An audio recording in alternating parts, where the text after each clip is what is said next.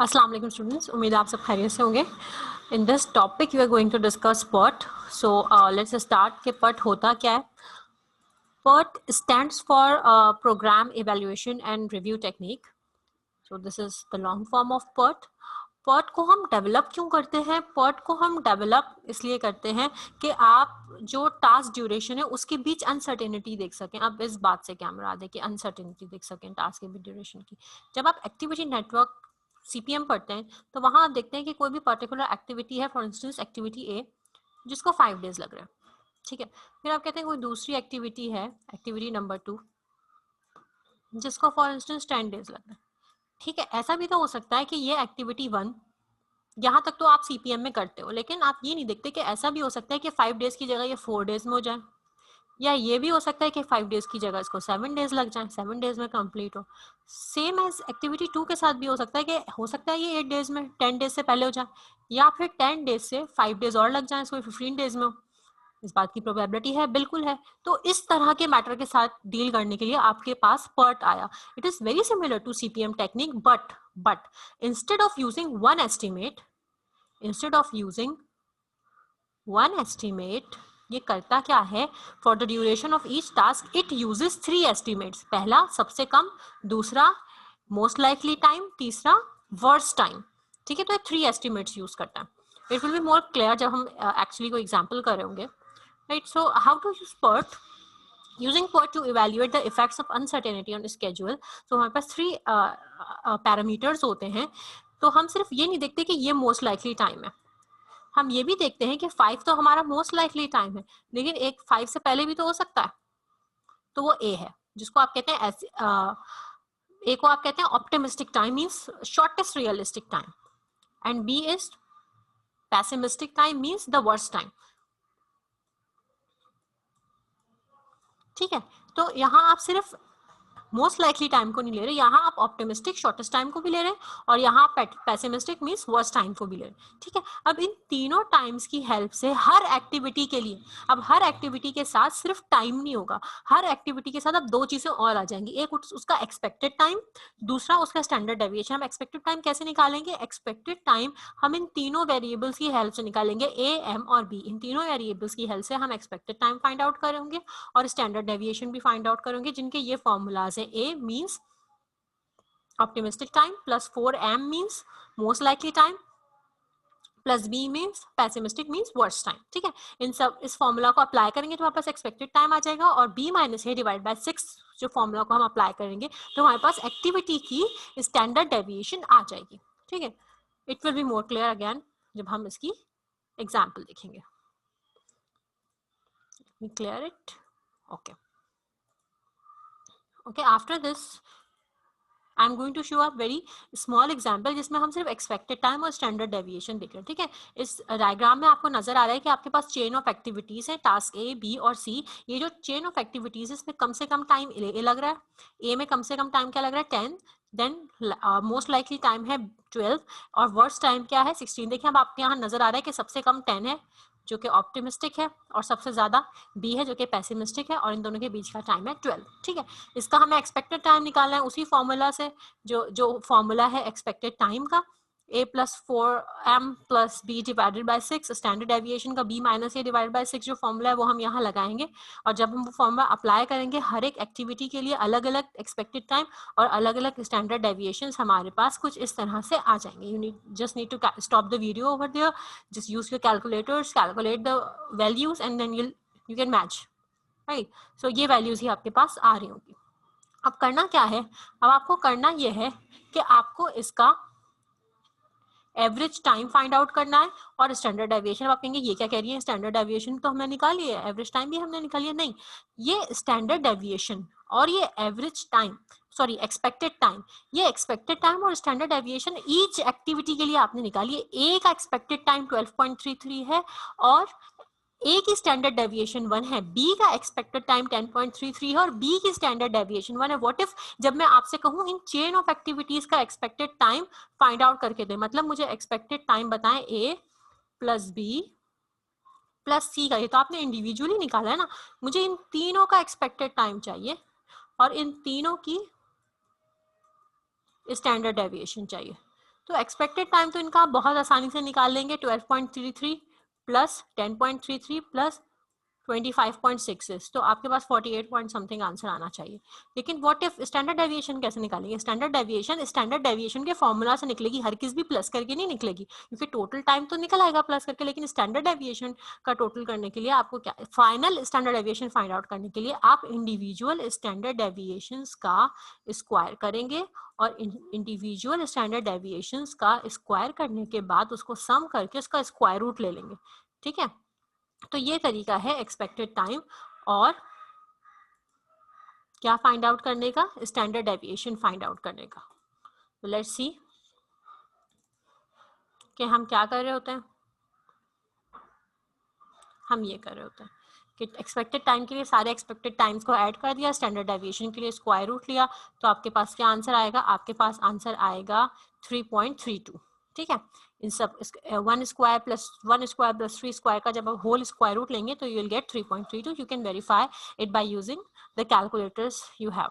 ठीक है, so the thing is कि बहुत ज़रूरी है कि अब आप इस बात पर आ जाएं कि अगर आपको कोई टारगेट दिया हो कि ये चेन ऑफ एक्टिविटीज़ हैं A plus B plus C की, इसको आपसे कहा जा रहा है कि 52 डेज में करना है, तो उसके लिए आपको पता होना चाहिए कि 52 डेज में मेरा ये काम कंप्लीट हो जाएगा। इस बात के चांसेस कितने हैं? इस बात के चांसेस को कहते हैं जी वैल्यू। क्या कहते हैं? जी वैल्यू। वो कैसे फाइंड आउट करते हैं? वो फाइंड आउट करते हैं जी टेबल से। ठीक है, जी टेबल आपको गिवन होगा। अच्छा, अब वो कहते हैं कि 52 डेज में आप मुझे बताएं कितने चांसेस हैं ये जो काम है, चेन ऑफ एक्टिविटीज है A plus B plus C, ये कंप्लीट हो जाए। तो उसके लिए आप ये फॉर्मूला लगाते हैं जिसमें कैपिटल T क्या है? 52 डेज। एक्सपेक्टेड टाइम क्या है? क्या है एक्सपेक्टेड टाइम? जो आपने लास्ट स्लाइड में कैलकुलेट करा है, टोटल एक्सपेक्टेड टाइम क्या फाइंड आउट करा आपने? 48.32 और टोटल स्टैंडर्ड डेविएशन 3.32। ठीक है, तो टोटल एक्सपेक्टेड टाइम में 48.32 डालेंगे और स्टैंडर्ड डेविएशन में 3.32 डालेंगे, और z की वैल्यू आपके पास, और कैपिटल T की वैल्यू आपके पास 52 डेज है। ठीक है, तो फिर जब आपके पास आंसर आता है 1.01, तो करना क्या है? आपको जी टेबल में जाके जो डेसिमल से पहले वाली वैल्यू होगी वो आप देखेंगे रॉ में, और जो डेसिमल के बाद वाली वैल्यू है वो आप देखेंगे जी टेबल के कॉलम पे। जैसे कि आप मैट्रिक्स में करते हैं ना, 0,1, मतलब 0 रॉ के 1 कॉलम में जब आप जाके देखते हैं तो जहां पे जो एलिमेंट आपको मिलता है वो आपकी वैल्यू होती है। बिल्कुल उसी तरह आप 1 रॉ के 0.01 वाले कॉलम में जब ट्रेस करेंगे तो एक वैल्यू मिलेगी आपको। वो वैल्यू बेसिकली वो जी वैल्यू होगी जो बता रही होगी कि इतने % चांसेस हैं कि 52 डेज में हमारा ये टास्क अकम्प्लिश हो जाए। ठीक है, so let's see in ji table. तो ये एक छोटा सा आपके पास एक छोटा सा पीस गिवन है, जी टेबल का एक छोटा सा पार्ट गिवन है। जी टेबल बहुत बड़ा है जो -3.25 से शुरू हो रहा है और +3.25 तक जा रहा है। वो कंप्लीट जी टेबल आराम से आपको इंटरनेट पे अवेलेबल होगा। ठीक है, अब आप देखें कि आपके पास जो वैल्यू आ रही है फॉर्मूला से वो 1.01 आ रही है, तो अब इससे प्रोबेबिलिटी निकालनी है हमें। वन हमें कहाँ देखना है? रॉ में। 1 ये रहा 1 हमें देखना है रॉ में, और 0.01 हमें देखना है कॉलम में। ये रहा 0.01, ये 0.01 हमने देखा कॉलम में। अब इस 0.01 को आगे चलाते हुए मुझे कहाँ तक लाना है?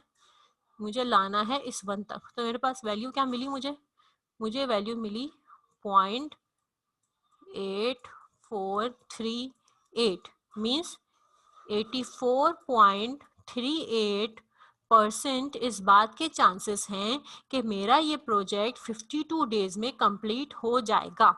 ठीक है, आई होप ये क्लियर होगा। ठीक है, जी वैल्यू जैसे मैंने बताया, जी का एक कंप्लीट टेबल है जिसकी वैल्यू -3.25 से शुरू होगी और +3.25 तक जाएगी, और इसकी वैल्यूज चेंज होती जाएंगी डिपेंडिंग अपॉन कि वैल्यू है क्या। उससे आप फिर जी वैल्यू निकाल के अंदाजा लगाएंगे कि ये प्रोबेबिलिटी है इस पर्टिकुलर टास्क को इतने दिन में कंप्लीट हो जाने की। राइट, अब हम फुल फ्लेज एग्जाम्पल करेंगे पर्ट की। उसके लिए आपके पास ये टेबल गिवन है। ठीक है, ये आपके पास नंबर, ये आपके पास एक्टिविटीज हैं। आपके पास कितनी एक्टिविटीज हैं? ए से लेके एज तक एक्टिविटीज हैं। ए के आगे कुछ नहीं लिखा हुआ, मतलब ए किसी भी एक्टिविटी पे डिपेंडेंट नहीं है। बी के आगे भी कुछ नहीं लिखा हुआ, मतलब बी भी किसी एक्टिविटी पे डिपेंडेंट नहीं है। सी के आगे ए लिखा हुआ है, means C is dependent on A. D के आगे बी लिखा हुआ है, means D is dependent on B. E के आगे भी बी लिखा हुआ है, means E is also dependent on B, मतलब जब तक ए नहीं होगा सी स्टार्ट नहीं हो सकता, जब तक बी नहीं होगा डी स्टार्ट नहीं हो सकता, जब तक बी नहीं होगा ई स्टार्ट भी नहीं हो सकता। एफ किसी पे डिपेंडेंट नहीं है, जी ई और एफ पे डिपेंडेंट है। इट मीन्स कि जब तक ई और एफ कंप्लीट नहीं हो जाते हम एच स्टार्ट नहीं कर सकते।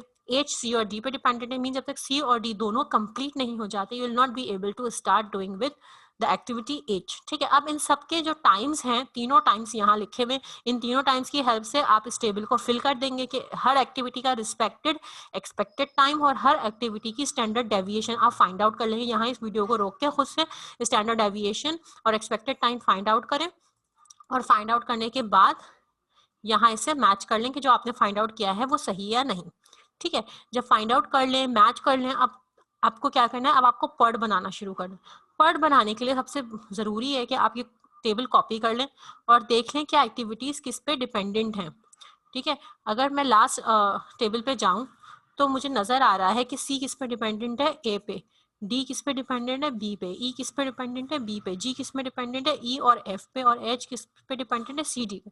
ठीक है, ये टेबल आपके पास पर्ट बनाने के लिए बहुत ज़रूरी है कि आप इस टेबल को यहाँ ये वीडियो रोक के इस टेबल को यहाँ से कॉपी कर लें पूरा, कि सी ए पे डिपेंडेंट है, ये बी, बी, जी, ई और एफ पे, सी और डी पे। अब ये टेबल बिल्कुल कंप्लीट है। अब ये कंप्लीटेड टेबल आप जब कॉपी कर लेंगे यहाँ वीडियो रोक के, उसके बाद आपको पर्ट बनाना शुरू करना है। ठीक है, ताकि ये ट्रेसेबल हो। जितना आप इस टेबल को इंटेलिजेंटली कॉपी पे से ट्रेस करेंगे उतना ज़्यादा आपको आगे आने वाली स्लाइड्स क्लियर होंगी। ठीक है, अब हमें करना क्या है कि जब हम पर्ट बना रहे होंगे तो पर्ट के नेटवर्क को हम 3 पार्ट्स में डिवाइड करेंगे।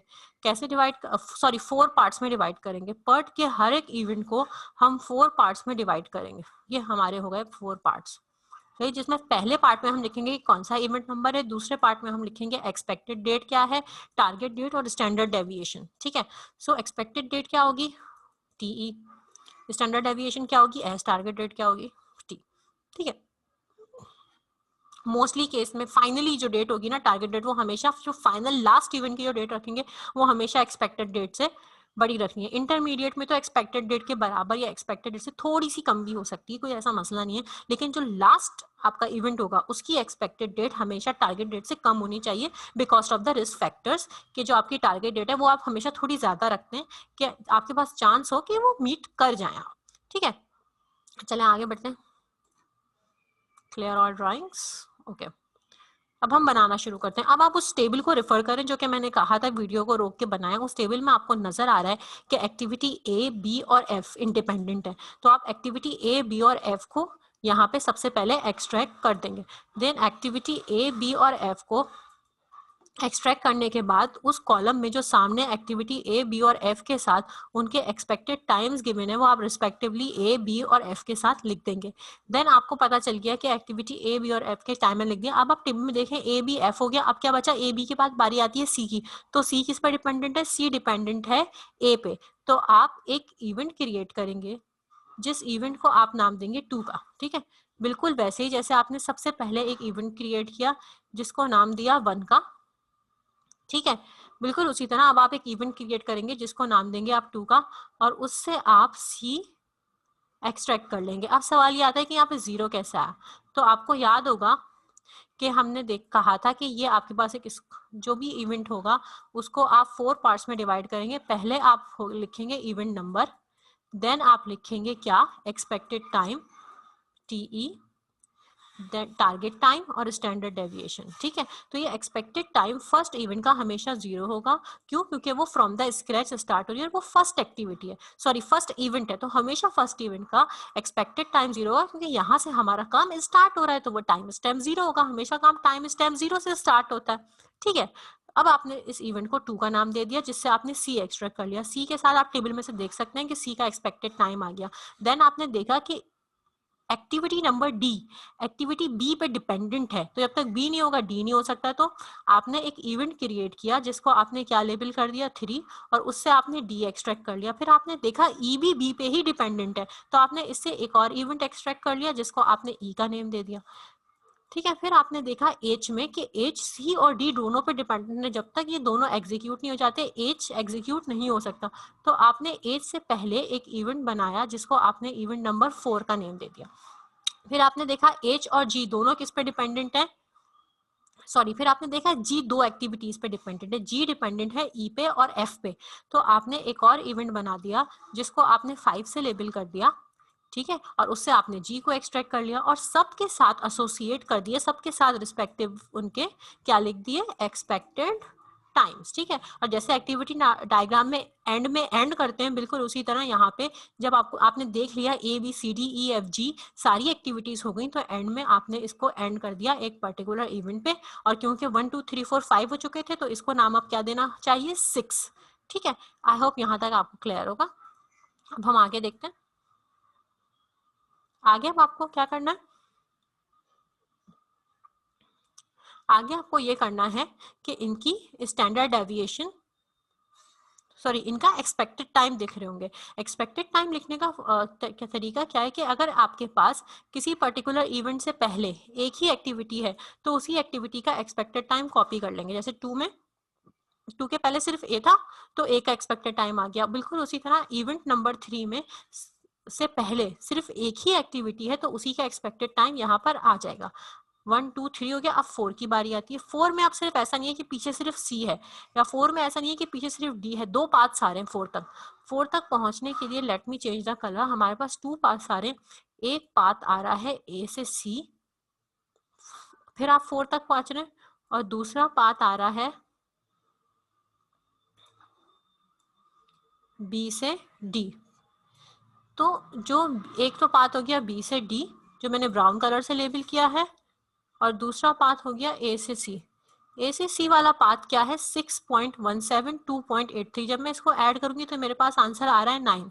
और जो बी डी वाला पार्ट है 4.00 प्लस 4.08, इसका आंसर आएगा 8.08। इट मीन्स इन दोनों में से लॉन्गेस्ट पाथ कौन सा है, ये वाला। तो जो लॉन्गेस्ट पाथ होगा, जो लॉन्गेस्ट ड्यूरेशन पाथ होगा, उस लॉन्गेस्ट ड्यूरेशन पाथ की जो वैल्यू होगी वो हम यहाँ लिख देंगे। ठीक है, तो हमने यहाँ लाइन लिख दिया। अब बिल्कुल उसी तरह आप अगर यहाँ देखें, बिल्कुल उस तरह अगर आप इवेंट नंबर 5 के एक्सपेक्टेड टाइम को देखें, तो यहाँ पर भी हमारे पास 2 पाथ्स हैं, एक बीई और दूसरा एफ। अगर मैं बीई लिखूं तो बीई के लिए मेरे पास क्या टाइम लग रहा है, 4 प्लस 2.83 मीन्स 6.83।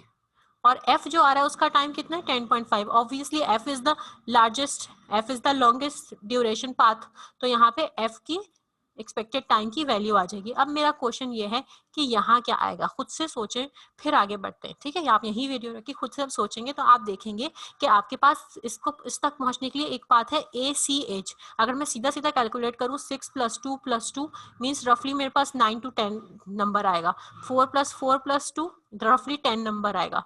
4 + 2 + 3 4 5 6 7 8 9 रफली 9 आएगा आंसर। एफ प्लस जी 10.5 + 3 सीधा सीधा 13.5। तो ये जो एफ और जी वाला पाथ है मुझे लॉन्गेस्ट ड्यूरेशन दे रहा है, मतलब 10.5 + 3, तो आंसर क्या आना चाहिए, 10.5 + 3 13.5। तो यहाँ जो एक्सपेक्टेड टाइम आएगा वो क्या आएगा, 13.5। ठीक है, तो ये हमारा एक्टिविटी नेटवर्क कुछ इस तरह से बन जाएगा।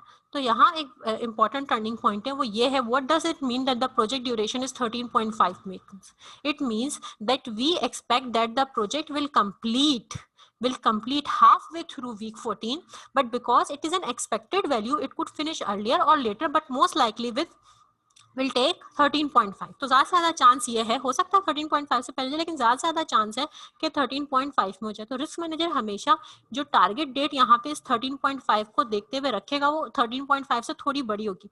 कोई रिस्क मैनेजर ऐसा होगा जो 14 रख देगा, कोई ऐसा होगा जो 15 रख देगा, कोई ऐसा होगा जो 16 रख देगा। ये हम अज्यूम कर रहे हैं, ठीक है, तो हम अज्यूम कर लेते हैं 15। ठीक है, so the likelihood of meeting targets is the main advantage of PERT technique is that it provides a method for estimating the probability of meetings। एक तो हमने probability को देखते हुए 13.5 निकाला, फिर उससे और ज्यादा एक expected value से ज्यादा बड़ी एक target date हमने रखी, which is the actual project completion due date, right? So we are assuming we are assuming that we must complete the project within 15 weeks. वो जो 13.5 था उसकी हमने टारगेट वैल्यू क्या सेट कर दिया 15 वीक्स. ये मैं फिर बता रही हूँ, ये हमने अज्यूम किया है. हो सकता है कोई 16 अज्यूम कर ले, हो सकता है कोई 14 अज्यूम कर ले, right. So will put 15 as a target date in event 6. ठीक है, ये जो आपका इवेंट 6 होगा इसमें आप यहाँ टारगेट डेट में क्या लिख दोगे 15. इन एडिशन इसके साथ साथ आप ये भी सपोज करेंगे कि event 4 must start by week 10, event 5 must take place by week 10 as well. इस बात का क्या मतलब है अभी देखते हैं. पहले आप स्टैंडर्ड डेविएशन के रूल्स देख लें, फिर हम इसको सॉल्व करते हैं. स्टैंडर्ड डेविएशन जब आप निकालने जाएंगे, क्योंकि आपको मैंने कहा है इसके 4 पार्ट्स हैं, एक इवेंट नंबर है, दूसरा एक्सपेक्टेड टाइम है, तीसरा टारगेट डेट है, देन स्टैंडर्ड डेविएशन है. तो स्टैंडर्ड डेविएशन जब भी आप किसी प्रोजेक्ट की निकालेंगे तो फॉरवर्ड पास से निकालेंगे, आगे की तरफ बढ़ेंगे. आप देखिएगा अभी टारगेट डेट में हम पीछे की तरफ जाएंगे, बैकवर्ड पास में जाएंगे, लेकिन स्टैंडर्ड डेविएशन में हम आगे की तरफ आएंगे. सो आगे बढ़ते हुए आपको करना यह है, स्टैंडर्ड डेविएशन आपको निकालनी कैसी है, adding 2 standard deviations and their square and then find the square root. ठीक है, इस तरह ये फॉर्मूला होगा इसका. ठीक है, कि adding the squares of the individual standard deviation and then their square root. अच्छा, फर्स्ट इवेंट का जैसे एक्सपेक्टेड टाइम फर्स्ट इवेंट का 0 था, वैसे स्टैंडर्ड डेविएशन भी फर्स्ट इवेंट की क्या ही होगी, क्या है रूल्स में 0 ही होगी. If an event depends on only one activity, जैसे एक्सपेक्टेड टाइम अगर पीछे सिर्फ एक ही एक्टिविटी और उसका एक्सपेक्टेड टाइम है 1.17, तो उस एक्टिविटी में वो कॉपी पेस्ट हो जाता है ना. बिल्कुल उसी तरह अगर आपके इवेंट से पहले सिर्फ एक ही एक्टिविटी है तो उसी की स्टैंडर्ड डेविएशन यहाँ पे कॉपी पेस्ट हो जाएगी. If there is more than one path, तो फिर जो भी आपका लॉन्गेस्ट पाथ होगा उसकी स्टैंडर्ड डेविएशन को हम कंसीडर कर रहे होंगे. ठीक है, ये जब आप करेंगे आपको और क्लियर हो जाएगा. फिलहाल ये देखें, आपने क्या करा, आपने अज्यूम किया यहाँ 15 और यहाँ आपने अज्यूम किया 10 और यहाँ पर भी आपने अज्यूम किया 10. ठीक है, अब आप कहेंगे भाई आपने तो कहा था कि थोड़ी बड़ी वैल्यू होनी चाहिए, यहाँ तो 10.5 बड़ा और 10 छोटा. तो बेटा वो मैंने लास्ट के लिए कहा है कि लास्ट में आपको ये कोशिश करनी है एज अ रिस्क मैनेजर कि आप 13.5 से बड़ी 15 वैल्यू लें. लेकिन क्योंकि यहाँ 9 है और हम कह रहे हैं दोनों पैरेलल एक्टिविटीज है, तो इन दोनों का एक्सपेक्टेड टाइम हमें सेम रखना है कि सेम इनका एक्सपेक्टेड टाइम होगा. अच्छा, कुछ ऐसा भी हो सकता है, अब ये टोटली रिस्क मैनेजर पर डिपेंड करता है. हो सकता है वो देख रहा है कि 4 वाले जो मेरा इवेंट है और जो मेरा 5 वाला इवेंट है इसके लिए कंपनी में हार्डवेयर प्रेजेंट है, इसको ज्यादा टाइम नहीं लगेगा, इसका ज्यादा रिस्क फैक्टर नहीं है, तो उसने एक्सपेक्टेड टाइम 10 रख दिया. लेकिन अगर रिस्क मैनेजर ये देखिए कि भाई जो इवेंट नंबर 4 और 5 के जो हार्डवेयर है वो कंपनी में अवेलेबल नहीं है, वो हम बाहर से परचेज करें, तो फिर वो यहाँ टाइम 11 भी रख सकता है, यहाँ टाइम 12 भी रख सकता है. It totally depends upon the risk manager कि वो चीजों को कैसे एनालाइज कर रहा है. ये टोटली हमारी अजम्पशन है. ठीक है, अब ये हम देखें बैकवर्ड जा रहे हैं, इसलिए मैंने कहा था कि हम टारगेट टाइम बैकवर्ड जाते हुए फाइंड आउट करेंगे. ठीक है, तो ये हमने टारगेट टाइम फाइंड आउट करा. इसके अलावा अब हम क्या करते हैं, टारगेट टाइम से अगर मैं और पीछे आऊं तो टारगेट टाइम को छोड़ के अब मैं स्टैंडर्ड डेविएशन फाइंड आउट करने जा रही हूँ. ठीक है, टारगेट टाइम हमारा रहता है 2 और 3 का. तो आप ऐसा कर सकते हैं कि टारगेट टाइम को आप 2 और 3 के लिए अभी हम सोच लेते हैं क्या होना चाहिए. स्टैंडर्ड डेविएशन पे आने से पहले क्या होना चाहिए, यहाँ क्या आना चाहिए.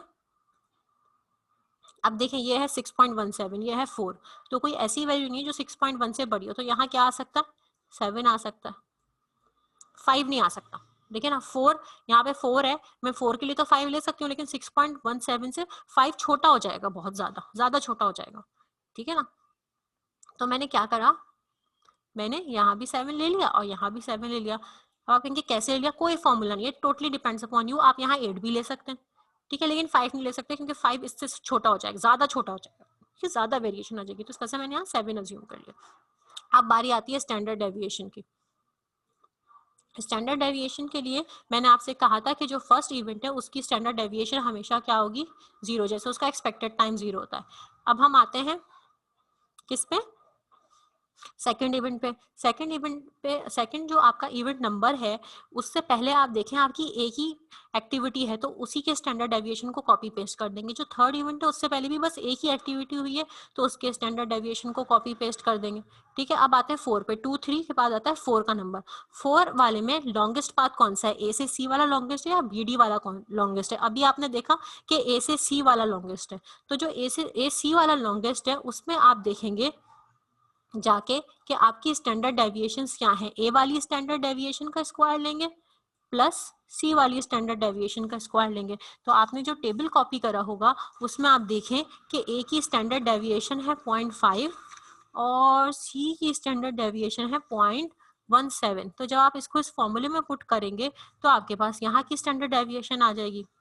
अब यहाँ देखिए, यहाँ पहुंचने के लिए आपके पास एक पाथ है बीई, दूसरा पाथ है एफ। लॉन्गेस्ट कौन सा है? लॉन्गेस्ट है ये वाला, क्योंकि इसका डिस्टेंस 10.5 है और उसका डिस्टेंस है 6.83। तो लॉन्गेस्ट क्योंकि ये वाला है तो इसी की स्टैंडर्ड डेविएशन आ जाएगी, क्योंकि इसकी ये सिर्फ एक ही एक्टिविटी है तो इसकी स्टैंडर्ड डेविएशन 1.17 हो गई। ठीक है। अब यहाँ कौन सी स्टैंडर्ड डेविएशन आएगी? यहाँ देखें, एक तो ये अप्रोक्सीमेटली 9 आता है, ये भी अप्रोक्सीमेटली 9, ये अप्रोक्सीमेटली 10 और ये क्या है 10.5, एफ और जी की है 3, तो ये 13.5। सबसे लॉन्गेस्ट ड्यूरेशन वाला पाथ है एफ जी।